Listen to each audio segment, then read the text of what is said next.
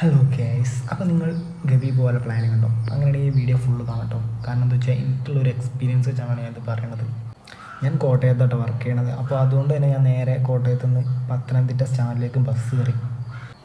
Pathanamthitta to Gavi വഴി കുമളി പോണ ബസ്സിലായിട്ട് നമ്മൾ പോവുക. അപ്പോൾ അവിടെ ബസ് എത്തി 12:30 ബസ്സിലാണ് കയറുന്നത്. നേരെ കയറി ഫ്രണ്ട് സീറ്റിലാണ് കയറിയിരുന്നിട്ടോ. അതാകുമ്പോൾ രണ്ട് സൈഡിലും വ്യൂ കാണാമെന്നുള്ള പ്ലാനിലാണ് കയറിയിരുന്നത്.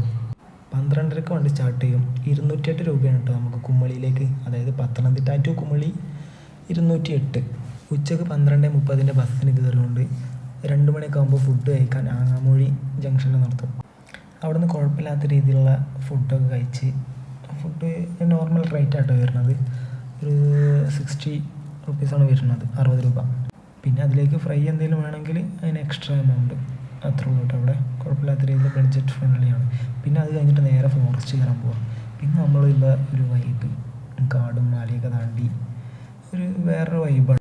രണ്ട് സൈഡിലും കാടാട്ടോ, നല്ല രീതിയിലുള്ള കാട്. അവിടെ രണ്ട് സൈഡിൽ നിന്നും മരങ്ങളെ ചായക്കണത് ഈ ബസ് പോയിട്ടുള്ള റൂട്ട് മാത്രം. ഉച്ചക്ക് കയറിയപ്പോൾ തന്നെ ഞാൻ ഡ്രൈവറോട് ചോദിച്ചു കാലാവസ്ഥ, ക്ലൈമറ്റ് എന്താ പാടെന്നൊക്കെ ചോദിച്ചതാണ്. അപ്പോൾ മൂപ്പര് പറഞ്ഞത് ചൂടാണ്. മൂപ്പര് റിട്ടേൺ ഇങ്ങോട്ട് പോകുന്നപ്പോൾ പറഞ്ഞത് ചൂടാണെന്നൊക്കെ. ഫുഡ് കഴിച്ച് കുറച്ച് കഴിഞ്ഞപ്പോൾ ചെറിയ ചാറ്റൽ മഴ പെയ്തപ്പോഴൊരു സമാധാനം വന്ന്. പിന്നെ അങ്ങോട്ട് ഫുള്ള് മഴ ഒന്ന് വിചാരിച്ചിരുന്നു. പക്ഷേ കുറച്ച് അങ്ങോട്ട് കയറി ചെന്നപ്പോൾ കോട മൂടി. അപ്പോൾ ഒരു സമാധാനം. പിന്നെ മഴ നിന്നു, ഫുൾ കോടയായിരുന്നു. ഇത് പിന്നെ കാക്കി ഡാമിൽ നിന്ന് വാട്ടർ സപ്ലൈ ചെയ്യുന്ന പൈപ്പാട്ടത്. അതൊക്കെ മൂപ്പര് ഡ്രൈവർ സത്യം പറഞ്ഞാൽ അടിപൊളി ഒരു ചേട്ടൻ. മൂപ്പര് എല്ലാ കാര്യങ്ങളും വിവരിച്ച് പറഞ്ഞത് നമുക്ക്. അങ്ങനെ ചോദിച്ചാലും ചോദിച്ചില്ലെങ്കിലും എല്ലാ കാര്യങ്ങളും നല്ല രീതിയിൽ തന്നെ പറഞ്ഞു തരുന്നുണ്ട്. ഓരോ വ്യൂ പോയിൻറ്റിനെ കുറിച്ചും ഓരോ ഡാമിനെ കുറിച്ചും അതെന്തൊക്കെയാണ് അതിൻ്റെ ഓരോ സംഭവങ്ങളൊക്കെ പറഞ്ഞു തരുന്നുണ്ട്. പിന്നെ ഓരോ വ്യൂ പോയിൻറ്റിലും ഡാമിൻ്റെ അവിടെയൊക്കെ നിർത്തി തരും, അല്ലെങ്കിൽ സ്ലോ ആക്കും. മൃഗങ്ങളെ കാണുമ്പോൾ കാണിച്ചു തരും, പറഞ്ഞു തരും. ഇത് പിന്നെ അവിടെ ഒരു ട്രൈബൽസ് കോളനി ഉണ്ട്. അപ്പോൾ അവിടെയുള്ള കുട്ടികൾക്ക് സ്നാക്സ് എന്തെങ്കിലും ഉണ്ടോ എന്ന് ചോദിച്ചിട്ട് നമ്മുടെ നിന്ന് വാങ്ങി കൊടുക്കണം കേട്ടോ. എന്നിട്ടൊരു ചോദ്യമാണ്, നിങ്ങൾ സ്കൂളിൽ പോകലില്ലേ എന്ന്. അപ്പോൾ അവരും ഇല്ല എന്നാണ് പറയാം. കാരണം എന്താ വെച്ചാൽ അവിടുത്തെ സാഹചര്യം അങ്ങനെയാണ്.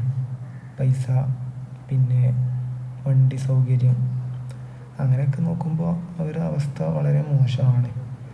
ഡേഞ്ചർ ഏരിയയാണ് കുറച്ചൊക്കെ.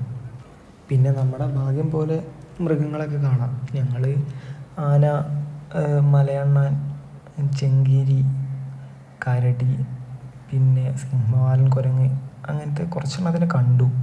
പക്ഷേ വീഡിയോയിൽ ഉൾപ്പെടുത്താൻ പറ്റില്ല കേട്ടോ. കാരണം ആ സൈഡിൽ ഈ സൈഡിലൊക്കെ ആവും, അപ്പോൾ വീഡിയോ ഓൺ ആവില്ല. അങ്ങനത്തെ ഓരോ ഫോണിലായതുകൊണ്ട് അതിൻ്റെ ഓരോ പ്രശ്നങ്ങൾ ഉണ്ടായിട്ടുണ്ട്. പിന്നെ ഒരു സ്പോട്ടാണ് കാക്കി ഡാമിൻ്റെ വ്യൂ. അതെന്ന് പറയുന്നത് വേറൊരു വൈബ് തന്നെ. അവിടെ ഒരു 5 മിനിറ്റോളം നിർത്തി തന്നെ. കാരണം അവിടെ നിർത്തിയതെന്നൊക്കെ പറഞ്ഞിട്ടുണ്ട്. അവിടെ ഒരു കടുവ കടിച്ചിട്ട് ഒരു ഗൈഡ് മരണപ്പെട്ടിട്ടുണ്ട്. അപ്പോൾ നിർത്തിയത് സ്ലോ ആക്കരുതെന്നൊക്കെ പറഞ്ഞിട്ട്, കടുവൻ്റെ ശല്യമൊക്കെ ഉണ്ടെന്നൊക്കെ പറഞ്ഞിട്ട്. എന്നാലും മൂപ്പര് വൈബായതുകൊണ്ട് ഏറെക്കുറെ സ്ഥലത്തൊക്കെ നിർത്തി തന്നു. വീഡിയോയും കാര്യങ്ങളൊക്കെ എടുക്കാൻ പറ്റി. അടിപൊളി ഫീൽ തന്നെ ഞങ്ങൾ പോയി. പിന്നെ ഞാൻ ഇടയ്ക്കിടയ്ക്ക് ഞങ്ങൾ എന്ന് പറയുന്നുണ്ട്. ഞങ്ങൾ എന്ന് വെച്ചാൽ ആ ബസ്സിലുള്ള ആൾക്കാർ കേട്ടോ. കാരണം ഞാൻ സോളോ ആയിട്ടാണ് പോയത്. ഫ്രണ്ട്സിനൊക്കെ ഒരുപാട് ആൾക്കാരെ വിളിച്ചു, പക്ഷെ ആരും ഇല്ല എന്ന് പറഞ്ഞു. പിന്നെ ഒന്നും നോക്കിയില്ല, ഒറ്റ മൈൻഡിലാണ് ചാടി ഇറങ്ങിപ്പോയി. അല്ലാണ്ട് എല്ലാവരും എപ്പോഴും കൂടെ ഉണ്ടാവണമെന്നില്ലല്ലോ. അപ്പോൾ പിന്നെ അങ്ങനെ ഒരു വൈബിൽ അങ്ങോട്ട് പോയി. പിന്നെ ഈ ഒരു കോട കിട്ടിയപ്പോൾ ഗവി ട്രിപ്പ് അങ്ങോട്ട് സെറ്റായി. കാരണം ഈ ഗവി എന്ന് ഉദ്ദേശിക്കണം എല്ലാവരും ഈ കോടയും KSRTCയിലുള്ള യാത്രയും കാര്യങ്ങളൊക്കെയാണല്ലോ. അത് എന്തായാലും കിട്ടി. ചിലർ പറയും ഉച്ചക്ക് കയറിയാൽ ഇതൊന്നും കിട്ടില്ല. ഉച്ചക്ക് കയറിയാൽ, അതായത് 12:30 ബസ്സിന് കയറിയാൽ ഈ കോടയും കിട്ടും, മൃഗങ്ങളെയും കാണാൻ പറ്റും. അത് എനിക്ക് മനസ്സിലായി. സത്യം പറഞ്ഞാൽ ഞാൻ മോർണിംഗ് 6:30 ബസ്സിനാണ് കയറാൻ വിചാരിച്ചത്, അതായത് പത്തനംതിട്ടയിൽ നിന്ന്. നമുക്ക് ഈ റൂട്ട് പത്തനംതിട്ട ഗവി കുമളി വഴിയും പോവാം, അല്ലെങ്കിൽ കുമളി ഗവി പത്തനംതിട്ട വഴിയും വരാം. അതുകൊണ്ട് 2 റൂട്ടാണുള്ളത്. പിന്നെ ഈ 4:30 കൂടി KCBൻ്റെ ക്യാൻറ്റീനിലെത്തും. അവിടെ നമ്മൾ ചായ കുടിക്കും. ഈ കുമളി വഴി വരുന്നവരാണെങ്കിൽ ഫുഡ് കഴിക്കാൻ ഇവിടെ നിർത്താം. നമ്മൾ പത്തനംതിട്ടയിൽ നിന്നായതുകൊണ്ട് 4:30 ഇവിടെ എത്തി ചായ കുടിച്ചിട്ടാണ് പോയത്.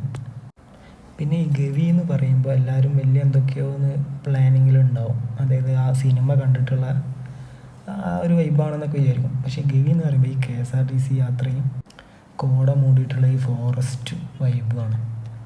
ഗവി എന്ന് പറയുന്നത് ഇതാണ്. ഈ ഒരു 4 ബിൽഡിങ്ങാണ് ഈ ഗവി എന്നുള്ള പറഞ്ഞ ജംഗ്ഷന്. നമ്മൾ സിനിമയിൽ കാണുന്ന പോലെ ഒന്നുമല്ല ഗവി. ഗവി എന്ന് പറയുമ്പോൾ ഈ റൂട്ടൊന്ന് എക്സ്പ്ലോർ ചെയ്യാം. പിന്നെ അവിടെ ക്യാമ്പും കാര്യങ്ങളൊക്കെ നടത്തുന്നുണ്ട് എന്നൊക്കെ പറയുന്നുണ്ട്. അതിനെക്കുറിച്ച് കൂടുതൽ ഡീറ്റെയിൽസ് അറിയില്ല. KCBൻ്റെ ഒരുപാട് സംഭവങ്ങളും കുറച്ച് ഡാമുകളും ഉണ്ട്. ഗവി ജംഗ്ഷൻ കഴിഞ്ഞാൽ പിന്നെ നമ്മൾ പോണത് പെരിയാർ ടൈഗർ റിസർവ് ഫോറസ്റ്റ് കേട്ടോ. അവിടെ 20 സംതിങ് കടുവനെ സ്പോട്ട് ചെയ്തിട്ടുണ്ടെന്നൊക്കെ പറഞ്ഞത്. കണ്ടിട്ടൊന്നുമില്ല. ഡ്രൈവർ പറഞ്ഞാൽ ഞങ്ങൾ കണ്ടിട്ടുണ്ടെന്ന്. അപ്പോൾ പോണവർ ശ്രദ്ധിക്കുക. രാവിലെ 6:30ൻ്റെ ബസ്സിന് പോവുകയാണെങ്കിൽ നമുക്ക് കുമളി എത്തിയിട്ട് റിട്ടേൺ ഈ റൂട്ടിൽ തന്നെ വരാം. അല്ലെങ്കിൽ ഉച്ചക്കാണ് പോണതെങ്കിൽ അവിടെ പോയിട്ട് അവിടെ നിന്ന് എങ്ങോട്ടാണ് പോകേണ്ടത് വെച്ചാൽ അവിടെ നിന്ന് ഡയറക്റ്റ് ബസ് കയറാം. അല്ലാതെ റിട്ടേൺ ബസ് ഉണ്ടാവില്ല. അപ്പോൾ അത് ശ്രദ്ധിക്കുക. ഞാൻ അവിടെ നിന്ന് നേരെ കോട്ടയം ഡയറക്റ്റ് ബസ് കയറി പോയതാണ്.